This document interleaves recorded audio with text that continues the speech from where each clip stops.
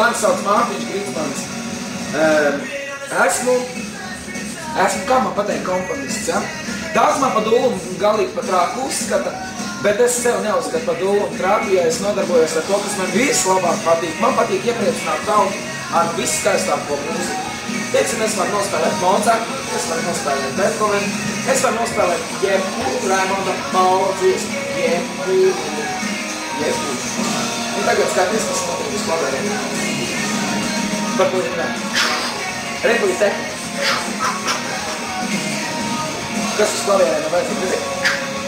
Tas ir, redzi, šitais pulociņš, kas ir, tas iet uz pustoni, un rekur tagad aiziet uz toni. Pustoni, toni, redzi? Un tagad, redzi, šitā nevar. Redzi? Šitā ir tonis, un te var arī pustoni paņemt. Un tagad.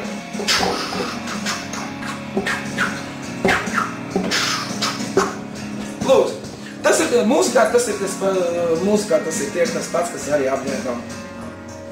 Jo skaistāk to visu izcelt un paceltas, tad jau viss kārtībā. Jo mēs tomēr dzīvojam vienreiz, kā mēs zinām jaunieši. Un es gribētu, lai jūs saprastu to, ka mūzika arī ir kaut kas tāds, kas vienkārši nav apkārtots. Tas ir tas pats, kas apģērbs. Apģērbs ir vienkārši ārējā mūzika. Nu tā jaunieši. Tātad dzīve sastāv no vēlmēm un iegribām. Atcerieties, ka labs apģērbs ir tieši tas pats, kas laba mūzika, laba sieviete un labs klints.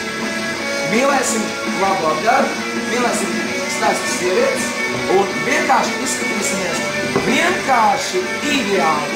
www.ivp.ab jums iesaka Mārtiņš Grītsmanis.